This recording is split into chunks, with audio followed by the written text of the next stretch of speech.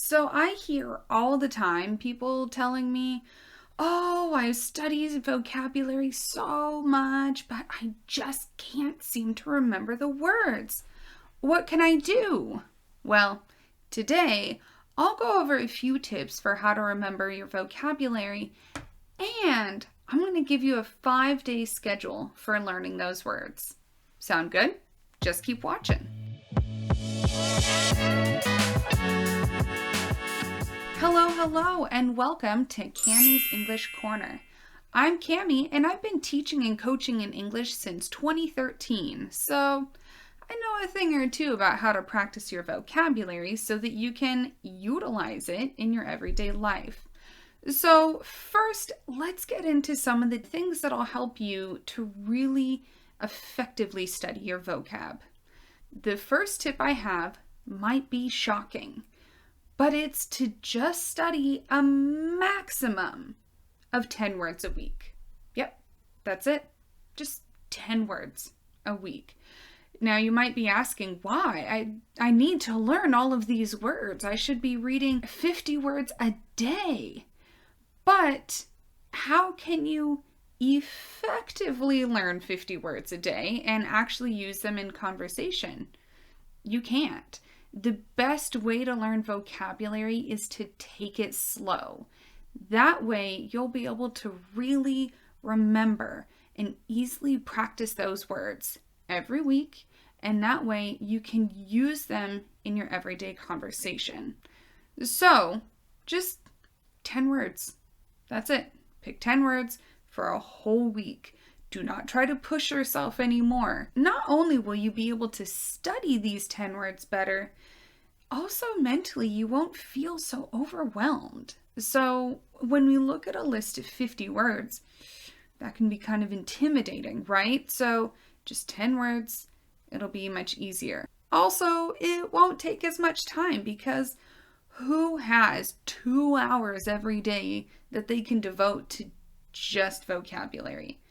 I know I don't, and I'm sure you don't either. Okay, so now that you've chosen your 10 words of the week, make sure that you review them every single day, or at least 5 days, because I'm giving you a 5-day schedule. It's a little more doable for the average working adult. So you have your 10 words, read them every day, look at them every day, maybe put them in your cell phone and do some kind of review every day. My last tip is to find some way to read them or listen to them in context.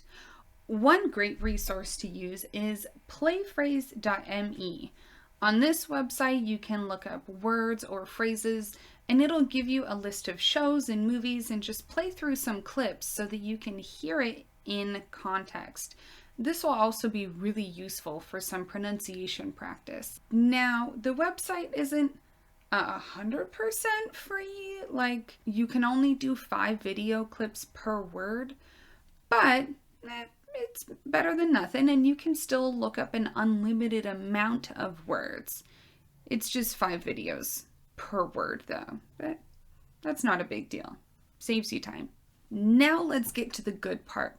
I'm going to give you a 5-day schedule for practicing your vocab. On day 1, this is where you'll pick out your words, whatever words you want to choose. So I really like the book called 504 Absolutely Essential English Words. I like how this book is structured because each chapter just focuses on a certain number of words, and it gives you a good variety. Now, if you can't find a free download of this, or if you're not able to access it where you are, there's also another really great free resource.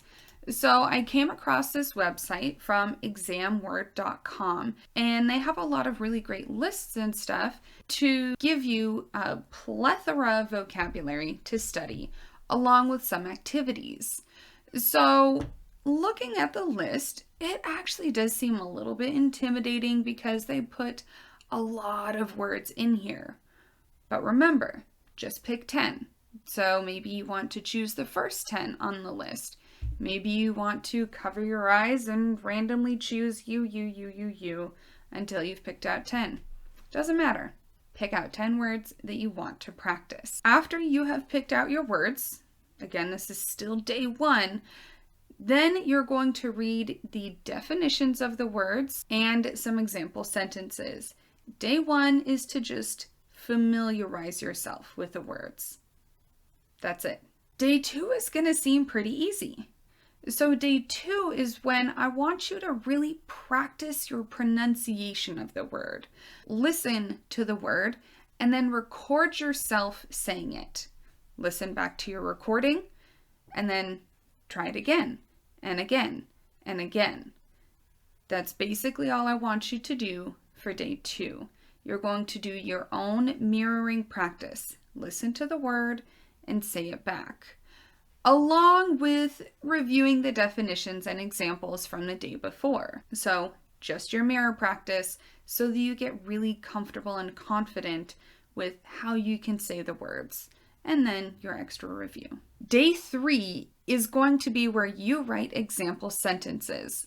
So especially if these are verbs, try to make sure you write at least 3 sentences for each word, where you use a past tense, present tense, and a past participle version of the word.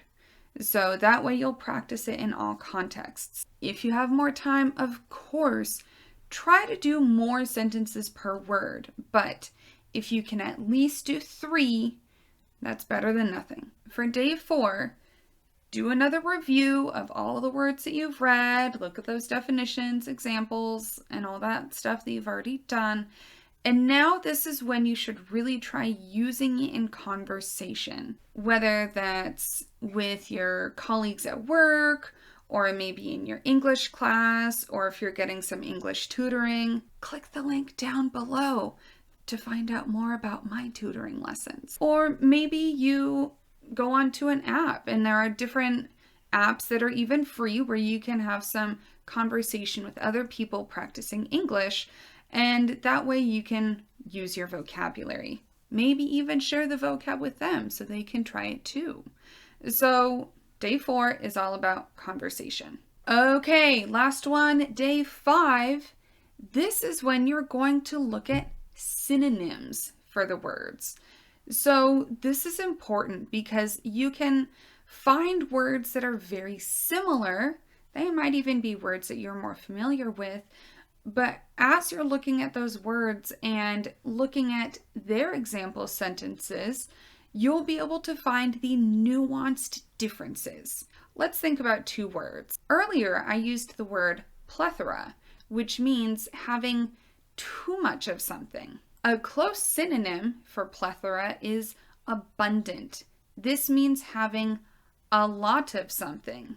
Now, if you were to go on Google and look up plethora, you're going to see that abundant is a synonym.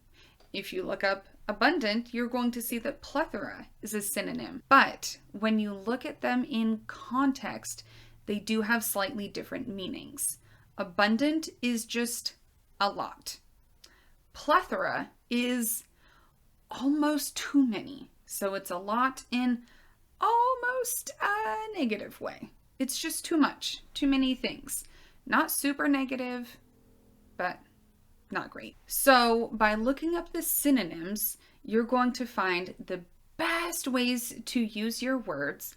And then this also has the added benefit of exposing you to some more new vocabulary. So for the following week, maybe you want to choose those synonyms for your 10 words. Or for the next week, you can pick a whole new list of words and just get on with your studying. I can guarantee that if you follow this 5-day schedule, slow down your vocab learning a little bit, and just really focus on review and practice and repetition, this is going to help you become much more confident with your vocabulary, and it's really going to help your vocab recall so that you can use these words in context, in conversations, very, very easily. So if you like this video, don't forget to like and subscribe. And if you're interested in some private one-on-one English tutoring lessons, check out the link in my bio, and pretty soon I'll be coming out with a website so that you'll be able to see my full range of English services. So, have a great day, and I'll see you later. Bye.